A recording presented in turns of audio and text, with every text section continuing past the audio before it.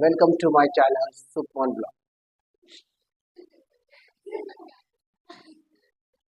चला, जे महत्वाचं आहे ते आहे त्याच्याबद्दल आपण हे करू. ठीक आहे. Today our 8th standard chapter number 6 beginning of freedom movement. Okay, freedom movement जब लोगों को अवेयरनेस आ गया कि भाई ये बिजनेसमैन नहीं है, अभी ये क्या कर रहे हैं, हमारे ऊपर राज कर रहे हैं. क्या कर रहे हैं ब्रिटिश लोग, क्या कर रहे हैं, तुम्हारे ऊपर राज कर रहे हैं. तो they started the freedom movement. क्या किया, लेकिन ये अपने आप नहीं हुआ. क्या है, देखो भाई, तुम लोग भी बोलते हो कि ब्रिटिश लोगों ने कुछ नहीं किया. बहुत कुछ किया उन्होंने अपने लिए. क्या नहीं किया, इंग्लिश एजुकेशन चालू किया. क्या किया, वो था उनके फायदे के लिए. लेकिन यहाँ पे क्या हो गया, वो इंग्लिश हर जगह पे चालू था. जहां जहां अंग्रेज लोग थे, जहां जहां ब्रिटिश लोग थे, वहां पे इंग्लिश मीडियम चालू किया, इंग्लिश एजुकेशन चालू किया. अभी जो लोग अलग अलग प्रोविंस के थे, प्रोविंस मतलब कि अलग अलग राज्य के थे, अलग अलग स्टेट के थे, जिनकी भाषा अलग थी, जिनका ट्रेडिशन अलग था, वो अभी क्या हो गए, अंडर वन रूफ आ गए. क्या आ गए, देखो ये चाल उनकी थी, लेकिन फायदा किसको हो गया, इंडियन. किसको हो गया, इंडियन लोग को फायदा हुआ ना. क्योंकि वो लोग क्या कर रहे थे, वो भाई तू गुजरात का है, तू यूपी का है, तू उड़ीसा का है, तू दिल्ली का है, तू तमिल का है, तू केरला वाला है, तू महाराष्ट्र का है, तू बिहार का है. ये सब चालू था अपने यहाँ पे. लेकिन जब देश, उन्होंने क्या किया, इंग्लिश एजुकेशन चालू किया, क्योंकि उनके काम होने चाहिए. क्या होने चाहिए, क्योंकि उनके सब जो ड्राफ्टिंग की जो लेटर जो करेस्पॉन्डिंग होता है वो क्या था, इंग्लिश में था. उन्होंने इंग्लिश एजुकेशन चालू किया इंडियन लोगों के लिए. लेकिन अभी प्रॉब्लम क्या हो गया, सब अपने इंडियन तो बहुत स्मार्ट है, मालूम है ना, नासा में अपने साइंटिस्ट काम करते हैं. समझ में आ रहा है. तो अभी ये स्मार्ट वर्क क्या हो गया कि लोगों ने अपना अपना एक कांटेक्ट करना चालू किया एक दूसरे से. क्या हो गया, कि भाषा अभी एक कॉमन हो गई, इंग्लिश. क्या हो गई, अभी इसकी वजह से क्या हो गया, बहुत सारे जो ना पॉलिटिकल ऑर्गेनाइजेशन लोगों के बीच में डेवलप हो गई. क्या हो गई, उनके बीच में ऐसा हो गया कि एक दूसरे से वो बात करके अपना शेयर करने लगे. भाई ये ऐसा गलत है, यहाँ पे अपने को बहुत तकलीफ होगी, इन फ्यूचर ये ब्रिटिश लोग हमारे को बहुत और ये कर सकते, प्रेशराइज कर सकते. ये सब बातें चालू हो गई. व्हाट इट, ये तो हो गया स्पार्कलिंग चालू हो गया. क्या हो गया, स्पार्कलिंग फ्रीडम मूवमेंट का. अभी हो गया मेन प्रोग्राम चालू. इंग्लिश की वजह से लोग एक दूसरे से मिलने लगे, कांटेक्ट करने लगे, एक दूसरे से बातें चालू की. भाई ऐसा ऐसा हो रहा है, आपके यहाँ पे क्या लग रहा है, आपको क्या लगता है, आपका क्या सजेशन है. ये सब बातें क्या हो गई, बिगिनिंग ऑफ फ्रीडम मूवमेंट का प्रोसेस चालू हो गया. क्या हो गया, डिफरेंट ग्रुप ऑफ पॉलिटिकल, जो पॉलिटिकल लोग थे डिफरेंट ग्रुप के, वो भी आ गए, एक दूसरे से मिलने लगे, एक दूसरे से बात करने लगे कि हाँ हम लोग अभी एक साथ मिलके. क्योंकि डिवाइड एंड रूल तो उन्होंने बनाया था. क्या होगा, देख तू एक आदमी लड़ेगा तो उसको तो कोई भी ड्रॉप करेगा, उसको कोई भी मारेगा.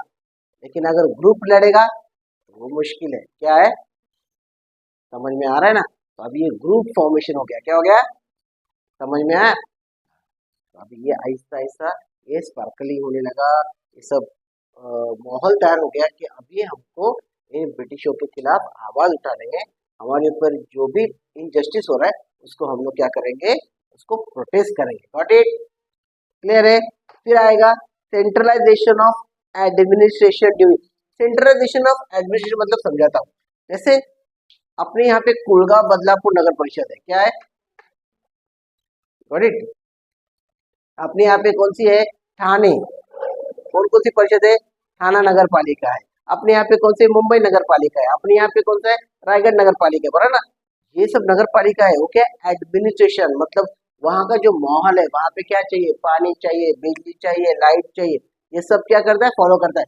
वही ब्रिटिश लोगों ने क्या किया, ये जो एडमिनिस्ट्रेशन है सेंट्रलाइज किया. मतलब जो भी किसी को जो भी चाहिए वो एडमिनिस्ट्रेशन का काम क्या करेगा, सेंट्रलाइज किया. जैसे हमारे यहाँ पे भी सेंट्रल में कौन है, दिल्ली वाले. क्या है, भाजपा. स्टेट वाइज सब जगह पे अलग अलग पार्टी है. जैसे दिल्ली में अरविंद केजरीवाल की थी, बाद में महाराष्ट्र में शिवसेना का और इसका था, भाजपा का था. तो वो अभी चालू है, लेकिन अलग अलग हो गया अभी। ठीक है, फिर कलकत्ता में कलकत्ता की जो है सरकार है, बरा ना, लेकिन सेंट्रलाइज एक ही है, दिल्ली से, वहां से अपना टैक्स जो जाता है ना, वो फाइनली कहाँ पे जाता है, सेंट्रलाइज, कहाँ पे जाता है, दिल्ली में जाता है। क्लियर है, समझ में आ रहा है ना।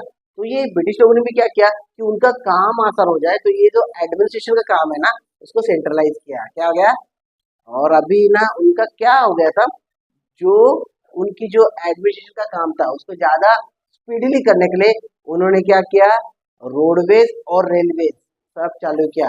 रोड तो पहले से थी, लेकिन रेलवे स्टार्ट की ताकि उनका काम फास्ट हो जाए, रैपिड हो जाए। समझ में आया?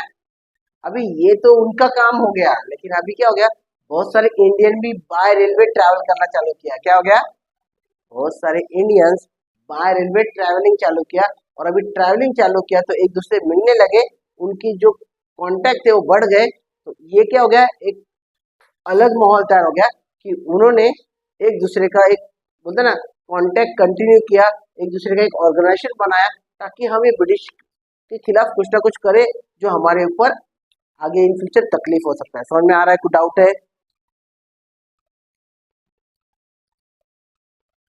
अब ये कम्युनिकेशन होने की वजह से अपने यहाँ पे क्या हो गया, लोगों के बीच में क्या हो गया, अवेयरनेस पैदा हो गया, नेशनलिज्म आया, पेट्रियटिज्म आया। तो ये सब चीज है, ये रीजन हो गया कि freedom, beginning of freedom movement क्या हो गया, एकदम से ऐसे से कोई आके तलवार से ऐसा कुछ उनके ऊपर वार करना चालू नहीं किया था। वो खुद एक दूसरे से क्या कर रहे थे, कम्युनिकेट कर रहे थे, कॉन्फ्रेंस कर रहे थे, एक दूसरे से शेयर कर रहे थे सब चीजें, क्योंकि अभी नजदीक आ गए, बाय ट्रेन ट्रैवल कर रहे हैं, बरा कि नहीं। तो इसकी वजह से ये जो चीजें हैं, एक दूसरे का जो कांटेक्ट है वो बढ़ने की वजह से ये दिमाग बहुत ज्यादा शार्प दौड़ने लग गया, और फ्रीडम मूवमेंट का उनके दिमाग के अंदर नहीं, अभी हमको इसके लिए प्रोटेस्ट करना है। ठीक है, अभी नेक्स्ट टॉपिक है, पॉज करो, पॉज करो। Okay, then economic exploitation. Economic exploitation means what, सब पैसा बर्बादी। क्या हो रहा है, क्यों हो रहा है भाई, क्यों पैसा बर्बाद हो रहा है बच्चों, क्योंकि जो भी पैसा, जो भी अपने यहाँ पे प्रोडक्शन हो रहा है, वो क्या हो रहा है, it is going towards England. भाई सब पैसा क्या हो रहा है, इंग्लैंड की तरफ जा रहा है। उनको तो तुम इंडियन लोगों का कुछ लेना देना है नहीं, उनको पैसा चाहिए इंडिया का, बाकी वो लोगों को कुछ फैसिलिटी मिले न मिले, वो कुछ खाए पिए भूखे मरे, they were not caring about that. Farmers लोग जो अपना खाने पीने के लिए एग्रीकल्चर करते थे वो भी बंद कर दिया, उनको कंपलसरी कैश क्रॉप करने के लिए बोला। कैश क्रॉप मतलब क्या, इंडिगो, नील, सोयाबीन, ये सब क्या है, जो उनके काम की चीज है, जो कमर्शियल चीज है। समझ में आ रहा है, उनके जो गेहूं है, ज्वार है, बाजरा है, ये सब तुम बाद में पिकाओ, उसका जो कल्टीवेशन बाद में करो, पहले उनके जो कैश क्रॉप है उनका कल्टीवेशन करो, बाद में तुम्हारा देखा जाएगा। फिर बर्डन ऑफ टैक्स, बहुत सारे टैक्स उनके ऊपर देने पड़े कि भाई वो कंपलसरी है, तुमको देना ही है, तुम्हारा कल्टीवेशन हो अच्छा, बारिश हो या ना हो। ठीक है, कंटिन्यूस फेमाइन, अभी इसमें क्या हो गया, अकाल आ गया, क्या आ गया, सूखा हो गया। तो ये तो पूरा बैकबोन को पूरा ब्रेक कर दिया, broke down the backbone of agriculture.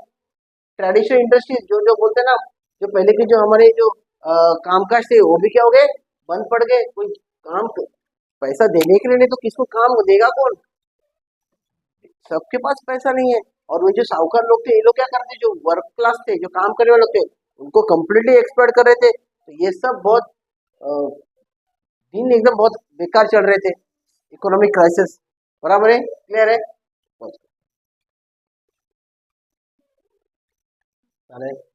Now the next topic is western education. क्या है, अभी हमारा एजुकेशन जो था ना, वो एकदम ट्रेडिशन टाइप था, और वो एकदम बहुत बोलते ना एक सीधा पढ़ाई था, या बोलते ना एक रिचुअल पढ़ाई था, धार्मिक पढ़ाई था। इनका विषय एजुकेशन थोड़ा सा अलग था, प्रैक्टिकल था। क्या था, इनकी जो एजुकेशन सिस्टम से ना, हमारे ना यहाँ पे develop new new ideas, justice, मतलब क्या है भाई, सबको न्याय मिलना चाहिए, सब ये होनी चाहिए, किसी के ऊपर अन्याय नहीं होना चाहिए, लिबर्टी, सब फ्रीडम होना चाहिए, ऐसा कोई किसके अंडर नहीं रहना चाहिए, इक्वलिटी, सब समान होने चाहिए, कोई ऊपर नीचे, कोई अमीर गरीब, ये सब ये डिफरेंसेस नहीं होनी चाहिए। डेमोक्रेसी लोकशाही होनी चाहिए, हर जगह घूमने का राइट होना चाहिए, हर चीज करने का राइट होना चाहिए। तुम किसी को भी पूछना नहीं चाहिए, समझे? किसी को पूछने का तुमको जरूरत नहीं होनी चाहिए मुझे क्या करना है। रैशनलिज्म आया, साइंटिफिक एटीट्यूड आया, ह्यूमैनिटी है, नेशनल। भाई देश के लिए अपने यहाँ पे क्या हो गया, डेवलपमेंट हो गया, देश मेरा, बोलते ना मेरा देश महान, ये सब एटीट्यूड अपने, एटीट्यूड अपने लोगों के दिल में आ गया। भाई ये मेरा देश है। साइंटिफिक लोग सोचने लगे, रैशनलिज्म बहुत अखंडता में आने लगी। भाई हाँ, अभी हम सब एक होके इस सबको प्रोटेस्ट करेंगे और हम अपने लिए अपने देश को क्या करेंगे, अपने पास वापस ये कर लेंगे, टेक ओवर करेंगे। अभी इन्होंने इतना एडमिशन का उनका काम देख के उनको भी ऐसा फील हो गया कि नहीं, हम लोग भी अभी अपने देश को चला सकते हैं, हमें हमारे लिए भी वो क्वालिटी है। ब्रिटिश लोगों का काम वही था कि मैं देश को कैसे चलाऊं, लोगों को क्या क्या फैसिलिटी दूं, क्या क्या सुविधाएं दूं। ये लग ये काम कौन कर रहे थे, इंडियन ही कर रहे थे ना। तो इंडियन लोग में ये फील आया कि भाई ये काम तो मैं अपने लिए भी कर सकता हूँ, मैं ब्रिटिश लोगों के लिए क्यों करूँ। Got it? समझ में आ रहा है कहने का मतलब क्या है? ये थॉट चालू हो गया, जैसे पूरी तरह लोगों का माइंड डाइवर्ट हो गया। नहीं, अभी ये होगा, अभी क्या हो गया, न्यू मीडियम कम्युनिकेशन है, इंग्लिश। सब अपने यहाँ पे डाइवर्सिटी लैंग्वेज है, सब अपने यहाँ पे अलग अलग प्रांत के, अलग अलग प्रोविंस के, लेकिन जब इंग्लिश मीडियम आया तो एक कॉमन मीडियम आया बात करने का, कम्युनिकेट करने का, वो है इंग्लिश। अभी वो लोग पावरफुली एक दूसरे से अटैच होने लगे, उनका कम्युनिकेशन पावर बढ़ गया, वो एक दूसरे से बहुत शेयर करने लगे हर एक चीज को। समझ में आ रहा है? और फिर चालू हो गया अपना फ्रीडम मूवमेंट। और अभी डिसाइड हो गया, नहीं अभी हमको अपने देश के लिए कुछ ना कुछ करना है, आपको इनको इनके ब्रिटिश लोग के अगेंस्ट खड़ा ही रहना पड़ेगा, नहीं तो हमको जिंदगी भर अपने आने वाले जनरेशन को बहुत तकलीफ होगी। Okay, okay, done it. Now let's start our next topic is study of ancient Indian history। अभी ये ब्रिटिश लोग थे ना, ये सिर्फ पॉलिटिकली ये नहीं थे, वो बहुत ऑर्गेनाइज थे। क्या थे वो? अपना जो एंशियंट हिस्ट्री है ना उसको भी स्टडी करते थे कि इसमें से अपने को कुछ फायदा मिले। तुरंत उसे कलकत्ता में एशियाटिक सोसाइटी एस्टेब्लिश किया। क्यों? भाई तुम्हारा जो ट्रेडिशन है उसका रिसर्च करो, एग्जामिन करो, हमको इसमें से कुछ फायदा होता है तो देखो क्या होता है। उन्होंने क्या ये जो इंडियन ट्रेडिशन जो था वो क्या अपने लिए पढ़ाई किया क्या, उसके लिए अपने लिए रिसर्च किया? नहीं, उनका फायदा देखा। क्या किया? अभी इसके लिए अपने इंडियन स्कॉलर थे, कौन थे? डॉक्टर बाबू दाजी लाड और डॉक्टर आर जी भंडारकर। ये जो इंडियन स्कॉलर थे, जो एंशियंट जो अपनी जो ये थी ट्रेडिशन थी उसके बहुत एक्सपर्टीज थे। क्या थे? उनको हर एक चीज मालूम थी। बोला ना, ये चीज जो है ना, जो ब्रिटिश लोग बोलते थे भाई हमको इसमें से कुछ अच्छी चीज मिले तो हम भी अपने यहाँ पे अप्लाई कर सके। समझ आ रहा है? तो देखो, जो मैन्युस्क्रिप्ट थी, जो लिखावट थी, संस्कृत में थी, पर्शियन में थी, अदर लैंग्वेज में थी, उसको एग्जामिन और रिसर्च करना चालू किया ताकि अपना कुछ काम चल सके, अपना कुछ फायदा हो सके, नई नई चीज डेवलप हो सके। समझे मैंने बोला? अभी हम लोग साइंटिफिक एटीट्यूड करने लगे। क्यों भाई? इन लोगों की वजह से। वरना हम पहले ऐसे ही थे और ऐसे रहने वाले थे जो कुछ नहीं, लेकिन उनका जो दिमाग था ना वो बहुत चारों ओर घूम के पढ़ाई करने वाला था। समझा रहा है? वो ऐसे कुछ बिना वजह के 100 साल 150 साल उन्होंने राज नहीं किया। वो सब चीज को क्या कर रहे थे, एकदम पॉइंट टू पॉइंट नोट करके उनका फायदा निकाल के हमारे ऊपर राज कर रहे थे। बराबर ना? उनका इतना स्ट्रांगली था, डीपली स्टडी था। फिर भांडारकर ओरिएंट रिसर्च इंस्टीट्यूट, ये 100 साल से अभी भी ये काम कर रहा है कि भाई अभी भी अपनी जो एंशियंट जो ट्रेडिशन है, उसकी जो हिस्ट्री है, इसमें और कुछ हमको फायदे लायक कोई चीज है कि नहीं, वो ढूंढने के लिए। समझ आ रहा है? क्लियर है? ठीक है, क्लियर है? Okay, next topic is contribution of newspaper. क्या था? अभी क्या हो रहा था, जो भी अपने इंडियन स्कॉलर थे या जो भी अपना जो इंडिया का जो माहौल था वो ऐसा बन रहा था ना कि सब एक्सेप्ट कर रहे थे, सब कन्विंस है, नहीं नहीं बराबर है, तू बराबर है, सही चल रहा है, पीछे मत आ, हम लोग है तेरे पीछे। तो अभी इसमें बहुत एडिशनल सपोर्ट रहा न्यूज़पेपर का। क्या हो गया, लोग पढ़े लिखे हो गए थे, उनमें इतनी समझ आ गई थी कि अभी ना कुछ अलग से हम लोग लोगों को अवेयर करें। किसके थ्रू? न्यूज़पेपर के थ्रू। क्या बोला है? ठीक है, वर्नाक्युलर न्यूज़पेपर मुझे जो प्रादेशिक है ना, रीजनल लैंग्वेज पे, जैसे महाराष्ट्र में मराठी में रहेगा, गुजरात में गुजराती रहेगा, उड़ीसा में ओडिसी रहेगा, बिहार में बिहारी रहेगा, यूपी में यूपी का। ऐसे लोगों ने क्या किया, पीरियोडिकल्स न्यूज़पेपर का ही चालू किया कि भाई गवर्नमेंट के खिलाफ लिखो, क्या करो, गलत काम करके लिखो, लोगों को मालूम होना चाहिए तो सही है ये गलत है। Got it? समझ में आ रहा है? ये सब चीजें आहिस्ता आहिस्ता लोगों के दिल में आ गई, लोगों के मन में ऐसा हो रहा था नहीं कुछ ना कुछ तो करेंगे, क्या बोला है। अभी इसमें देखो कौन कौन से न्यूज़पेपर थे, लाइक दर्पण थे, प्रभाकर थे, हिंदू, अमृत, अमृत बाजार पत्रिका, केसरी, महाराष्ट्र, ये सब क्या थे, ऐसे नामचीन पेपर थे जो लोग बहुत पढ़ते थे। क्या करते थे, मतलब इनका डिमांड रहता, सुबह उठ के आदमी चाय पीने के पहले इधर आता था, मेरे को न्यूज़पेपर चाहिए, क्या होता, मतलब इतना क्रेज हो गया था न्यूज़पेपर, क्योंकि वो जो लिखते थे ना उसका इतना इम्पैक्ट था कि बहुत ये हो रहा था, मतलब लोगों को भी अवेयरनेस आ रहा था, समझ में आ रहा है।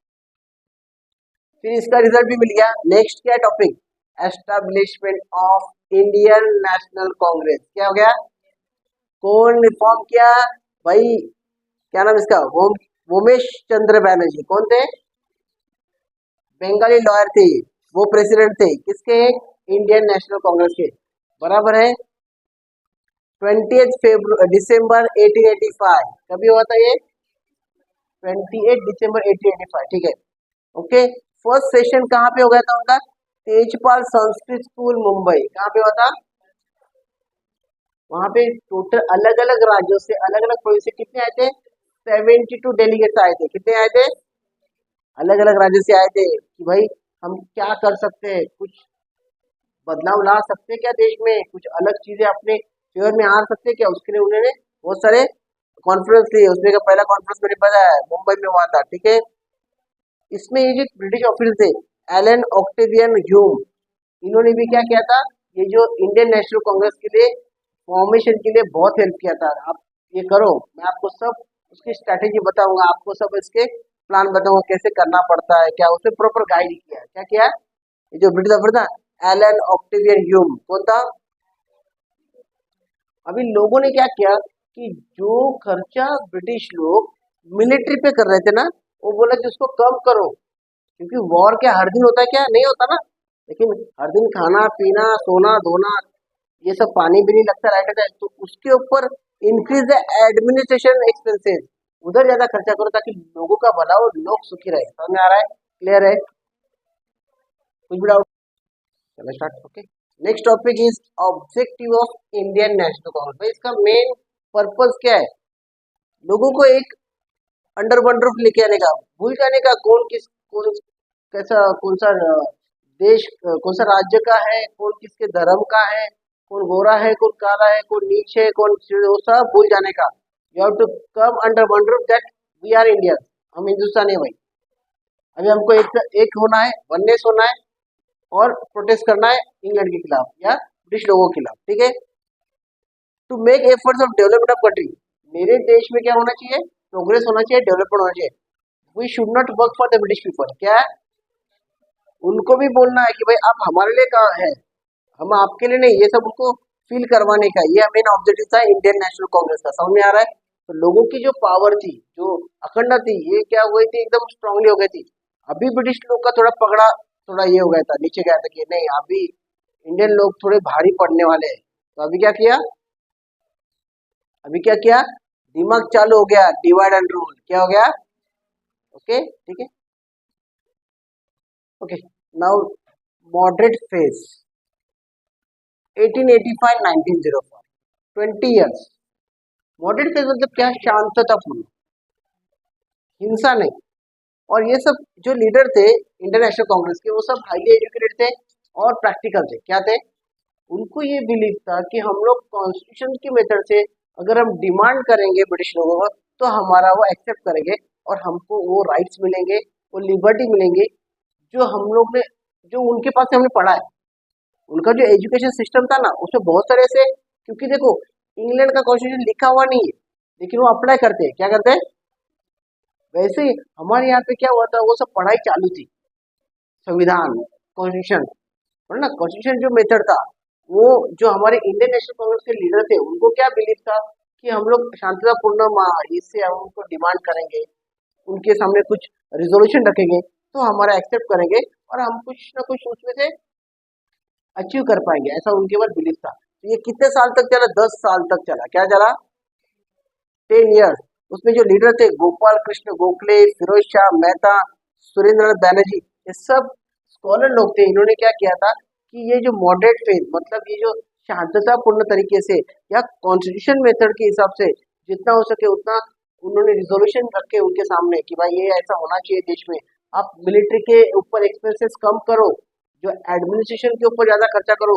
जो भी एजुकेटेड इंडियन है उनको भी जो लेजिस्लेशन जो काम रहता है, जैसे बोलते हैं ना हम लोग ये बोलते हैं एडमिन का काम रहेगा, या कोई भी अभी लोकसभा अपने यहाँ पे विधानसभा है, ये सब लेजिस्लेशन काम रहता है ना। लेजिस्लेशन मतलब क्या? जो लोगों का एक रिप्रेजेंटेटिव वहां पे रहेगा। क्या रहेगा? जैसे आज हमारे यहाँ पे लोकसभा में जो लोग हैं वो क्या है, वो अगर अभी हाँ अभी हमारे यहाँ से वो on our behalf they are sitting over there and they are raising our complaint over there. हमारे जो कंप्लेंट थे वो वहाँ पे रेज करते हैं। समझ में आ रहा है क्या? तो वैसे ही उन्होंने डिमांड की भाई आप भी कोई ऐसे एजुकेटेड पीपल लोग को हमारी तरफ से वहां पे बिठाओ, आपके यहाँ पे लेजिस्लेटिव इसमें राइट क्या बोलते हैं उसको पोस्ट पे, ताकि वो हमारे जो भी प्रॉब्लम है आपके सामने रखे और हमको कुछ ना कुछ तो उसका सॉल्यूशन मिले। समझ में आ रहा है? कुछ भी डाउट है? क्लियर है?